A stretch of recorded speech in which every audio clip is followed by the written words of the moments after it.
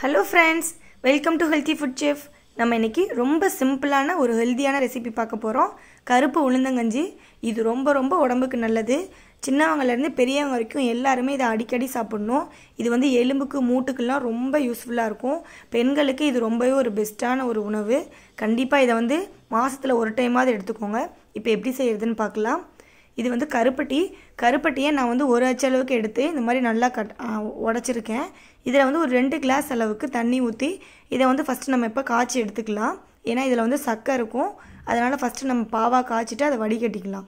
இப்போ அடுத்ததுனா கருப்பு உளுந்து 300 கிராம் அளவுக்கு எடுத்திருக்கேன். கருப்பு உளுந்தில் தான் வந்து இந்த மாதிரி உளுந்தங்கஞ்சி உளுந்தங்களிலாம் செய்யணும். அதுதான் வந்து உடம்புக்கு ரொம்ப அதிக சத்து கொடுக்கும். உங்ககிட்ட கருப்பு உளுந்து இல்லைன்னா நீங்கள் நார்மல் உளுந்தில் கூட இதே மாதிரி செஞ்சுக்கலாம். இப்போ வந்து வடை சட்டியில் போட்டு இதை வந்து நல்லா வறுத்துக்கோங்க.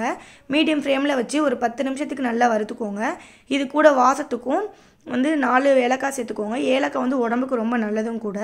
இப்போ இதை வறுத்துட்டு நல்லா ஆற வச்சுட்டு அதுக்கப்புறம் மிக்சியில் நல்லா பொடியாக அரைச்சிக்கோங்க. நல்லா பவுடர் பதத்துக்கு அரைச்சிக்கணும். இந்த மாதிரி நீங்கள் அரைச்சி ஸ்டோர் பண்ணி வச்சுட்டு அப்பப்பவும் எடுத்து செஞ்சுக்கலாம். இல்லைன்னா வந்து நீங்கள் செய்யும்போது இந்த மாதிரி வந்து ஃப்ரெஷ்ஷாக அரைச்சிக்கலாம். நல்ல வாசமாக இருக்கும். இப்போ கருப்பட்டி வந்து நல்லா காஞ்சிருச்சு. இப்போ இந்த மாதிரி நல்லா பாவு பதத்துக்கு நல்லா காய்ச்சி எடுத்து வச்சுக்கோங்க.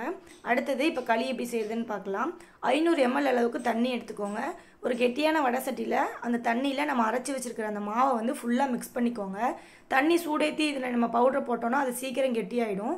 ஃபஸ்ட்டு இந்த மாதிரி பச்சை தண்ணியில் பவுடரை சேர்த்து நல்லா மிக்ஸ் பண்ணிக்கோங்க. எங்கேயுமே கட்டி இல்லாத மாதிரி பவுடர் வந்து ஃபுல்லாக தண்ணியில் மிக்ஸ் ஆனதுக்கப்புறம் இப்போ அடுப்பில் வச்சு மீடியம் ஃப்ளேமில் இந்த மாதிரி மிக்ஸ் பண்ணிகிட்டே இருங்க. நீங்கள் இந்த மாதிரி கிளற அது வந்து கொஞ்சமாக கெட்டியாகும். உங்களுக்கு நல்லா களி மாதிரி கெட்டியாக வேணும்னா கெட்டியான பதத்துக்கு எடுத்துக்கலாம்.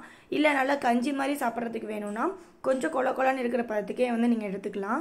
இந்த தண்ணி ஃபுல்லாக இந்த மாதிரி இஞ்சிற பதம் வரைக்கும் நீங்கள் அடுப்பில் வச்சு நல்லா மிக்ஸ் பண்ணிகிட்டே இருக்கணும் கைவிடாமல். அதுக்கப்புறம் அப்பப்போ வந்து 2 ஸ்பூன் அளவுக்கு நல்லெண்ணெயை வந்து இந்த களியோட ஒன்றா நீங்கள் சேர்த்துக்கணும். நல்லெண்ணெய் வந்து இந்த களியோட சேர்த்து சாப்பிடும்போது உடம்புக்கு நெஞ்சுக்கெல்லாம் அவ்வளோ பலன். இதை பெண்களுக்கு நீங்கள் கண்டிப்பாக ஏஜ் அட்டென்ட் பண்ண குழந்தைங்களுக்குலாம் அடிக்கடி செஞ்சு கொடுக்கணும்.